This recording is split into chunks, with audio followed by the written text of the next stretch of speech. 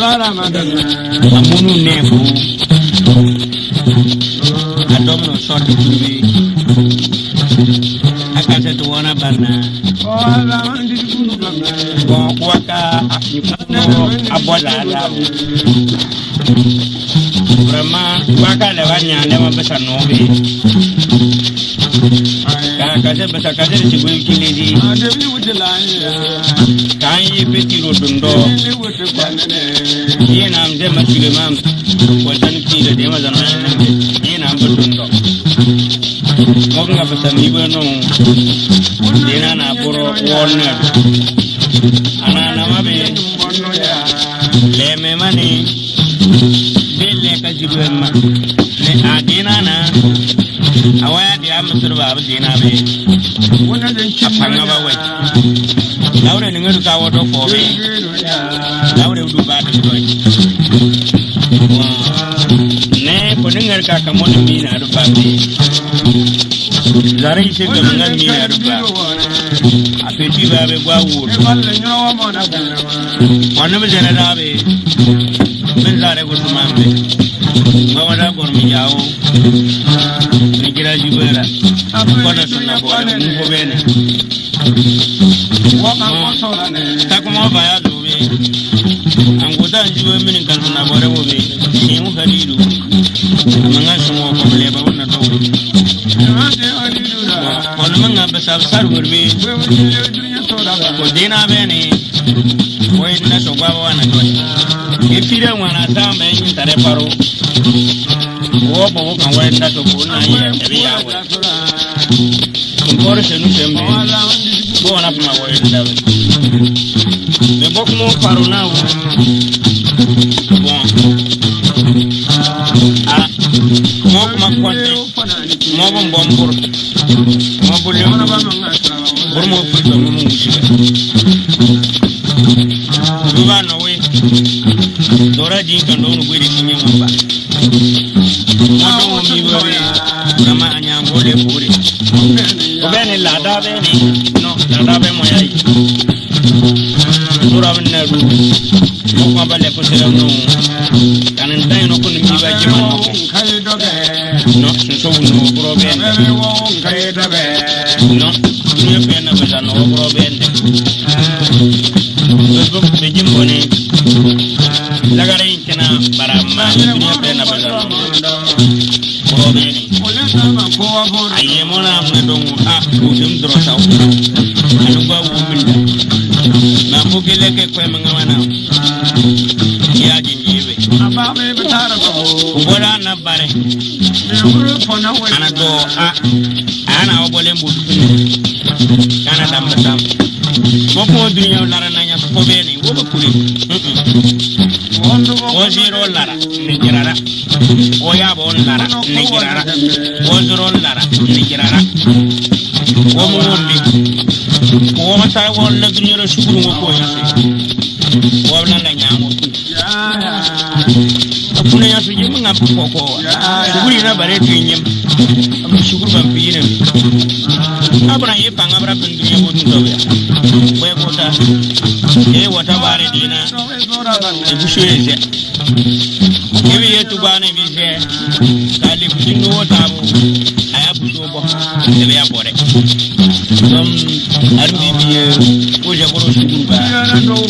lagare kina me amma aba wa bana no wona dabu shukuru ba benne yimma wolle badini benne yimma ko kuma benne yimma ya da su yin pam wala no mana kurki mana alimarin mana kana sallah ko je bi da bare su ba ya ban mana ya karo ko kuma ya karo kunya mo mi wo karme mo ti dara mutumane kanta tora ne wa bon emil ne ko no wutana na saram de je sare o 2018 ko ba wo ayara na ba yo walo assalamu alaikum wa rahmatullahi wa barakatuh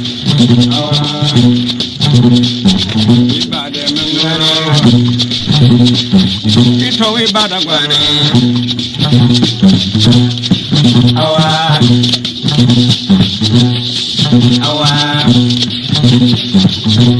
awole bu wala ma dundara wole awa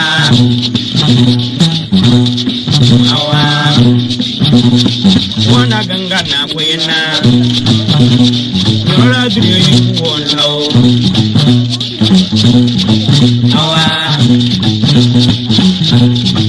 awa Nijini danga bakwane anyambulle je ya korkorwera awa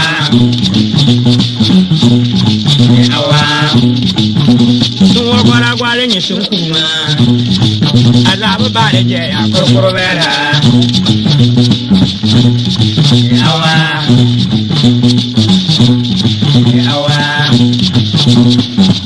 suru mwana yana jiru mwana ba ku gudar nyoba awa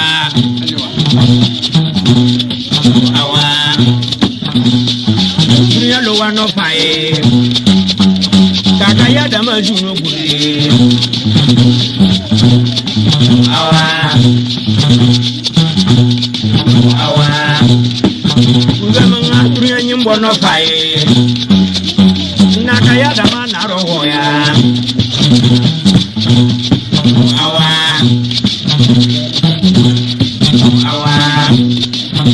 nyimwale wusuzi mmenga karewe mwamanga pondere nona never bewa awa natara butobe dunya yona zarna mahabuga manga mona lana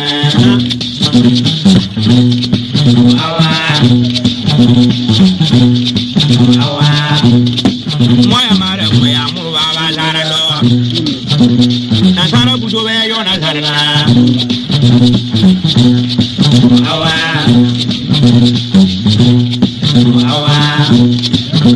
kebe dora bo so din fiye kebe trape be yamana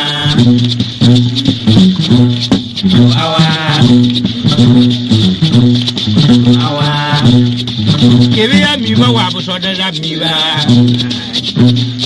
ada be fo be neshina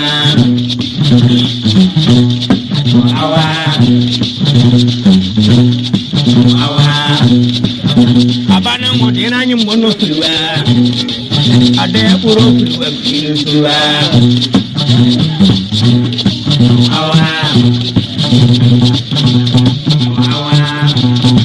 baby chilera muro ya de no hanyiba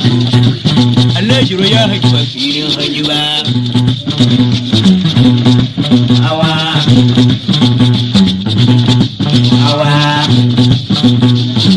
esukuru mwana yana mulaya ya da tobe sanyore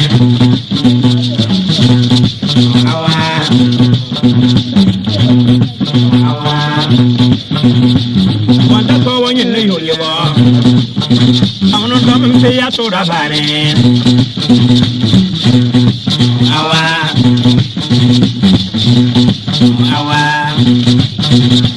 wanda dunya wa be kille buzo kama mo la ba yiria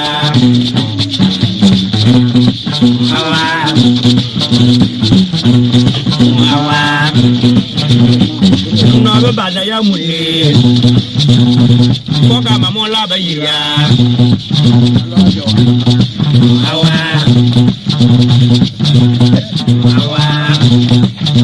bara mo kwando ba dunya kinwa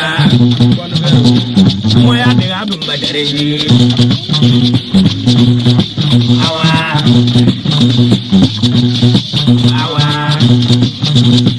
Zabo kodone lo fae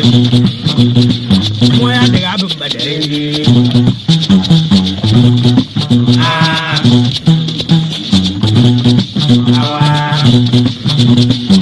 Kibazo wogo be Tango de so ya nganta be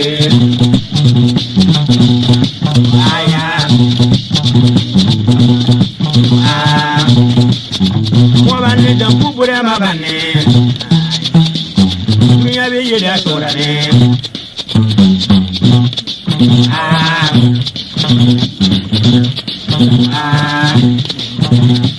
wa mi ba jara no ge belo ano won yere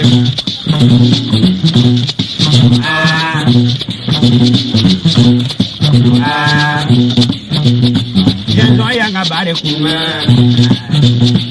mutu ya be ye da sorane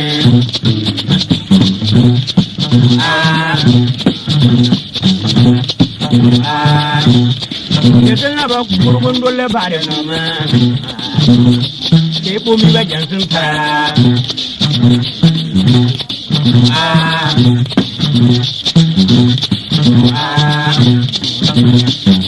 ndela sire menne ama ke kinin ba na dan nare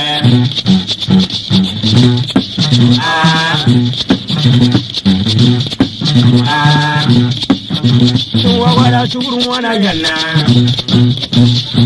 Kumi wa dunya nyone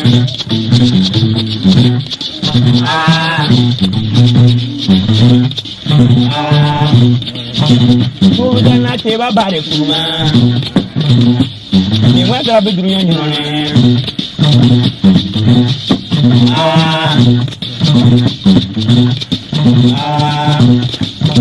Uwa kola lo to bita karara Weli tille bare na wana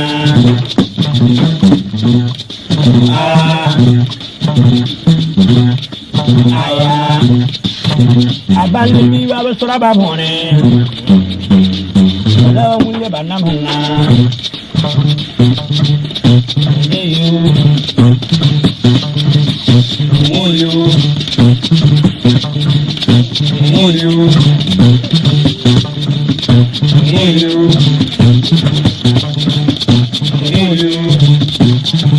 Yo bujule wada bana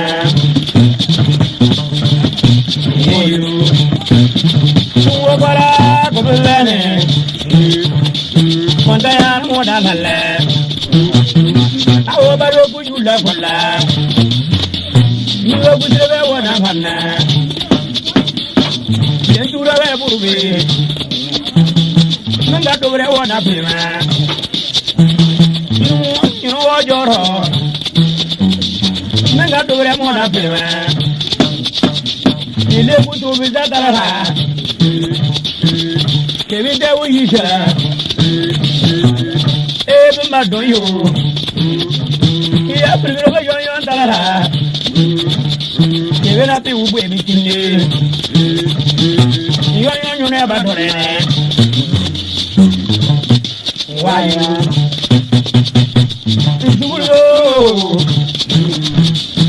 Ezugurio Mbada ya mule baba mule Nina dombe ya vera Kumusuru baba ya lule Kusute bana to lule Nuwa bara moya dowe Kujulore bana to lule Kukwe baba benda binama Woyi dobre dada de mora Dunia be da sorane Ilunga nane evada de mora Ida dunia be da sorane Mo margena madada de mora Dunia be da sorane No bolle na madada de mora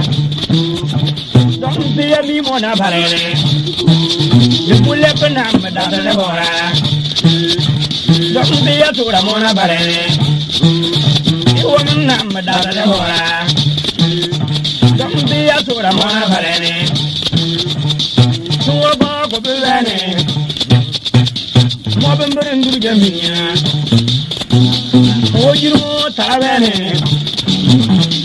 Mo ben berin duru jaminya Bazawa mulle bo na wo Abe wara emaha Abe wara emaha Wobri ayo Benke wobri ga Wobri ayo Moba nsu wogobane Wobri ayo Wende ndaja ya to don da mo bane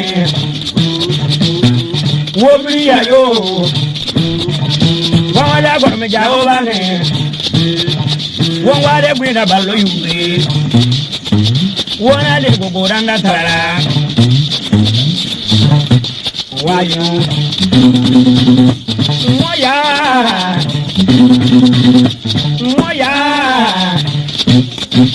wo ko ne ko kuma ko bene kum pregara gumburu yo aje goran doga damru yo ko wala gor me jawo ke dirjera wotara daga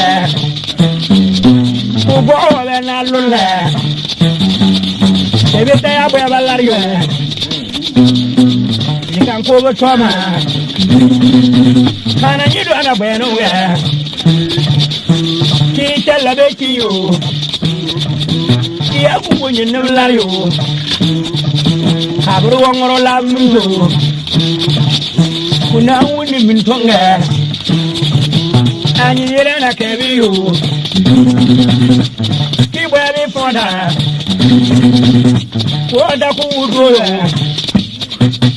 mo ba ko ma kebi yo e ba ki gamo walu yilro bonseyo walu yiro bonseyo walu yabri yiro bonseyo ubuda ngaber mo bonseyo ulu re kontaro bonseyo ona ngamba yiro bonseyo mutru yabe yida torane obo balle toro bonseyo wobu kungo banne padaro bonseyo Kuntama pregada kumure Ichimo mangarga tarara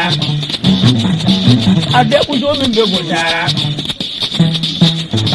Dunyo gao Atura walaga Dampiya mo baloma Mo dampiya wa wako nyaroma Rokajara betungu nyaroma Dampiya wa chanti nyaroma Ndaman peya wa tu sanya Ndaman peya wa mangere nyo Mama madro bo dano nyo Ndaman peya mo ba chano nyo Ndaman peya wa ponga nyo Mutru ya be yira so ayo Ambo wa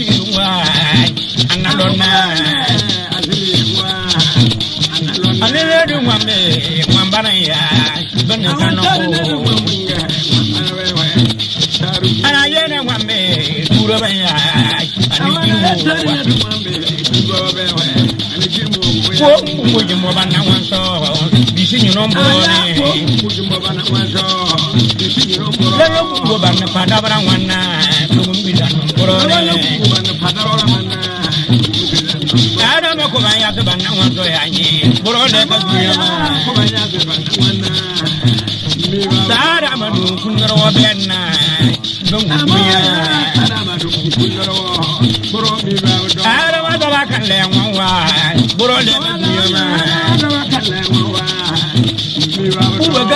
ya prova wana pare buru dunia do ara do le ko bu yang ware buru dunia do ara ba yin du de wana pare buru dunia do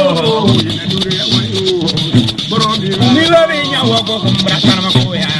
ke ka buwa Tombe ya mobaya, nyoloro maya, mobaya Tombe ya mobaya, nyoloro maya, mobaya Nobora la yumu kutuwa, broma mama Zamora ya kunyoda, yama Dana dana la dere campenu ya yumbuwa wa ya wa kuno de jiwa yumbuwa sire ya da ya bi ba trega ba do e we ko re yumbuya sire ya da wa gor me ya wala da dora mi mi Yukumulo ya fodara nama lalmana Yukumulo amare fwa lamana Kulo nyora kwa dama kabro wa kono borora Kulo tsaba kuma chenga dilla kono borora Ewo yabre yangana boreno wa karmu dawa kolla bubu gar moya ngara ana bole banga to da berendalira borene kanna putri amenga lullo baba dondo agoda tuwa para wala ngambe amawa moya donna ni wo tulo biru tulo ba ngoro kula wala enyo da tuno wa moya miji borora wala enyo da deba ma moya miji borora lo widre tuno lo wa moya donna badale daga tuwe kumwerewe moya donna wala enyo da ya wa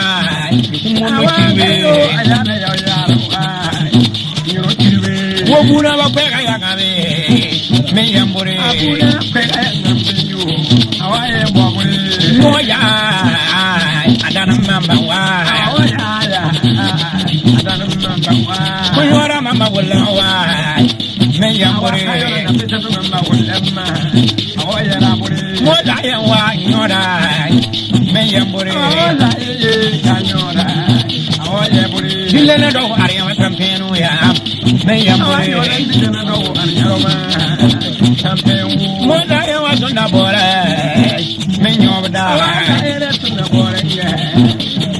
kunyora beda mabe ko suwa me yambore ya mona ya kunyora ngintoma dunya bwebi kindera ko suwa ko fona mboye dom peyane Nga kudara wo dangwa jumege Buro mo mayani Do eti buro toda ono wa Kaya Dombi ya mo baya dunia mai Kananda ino woke Yo Awaya guna Dunia kwe bichirina Wai guna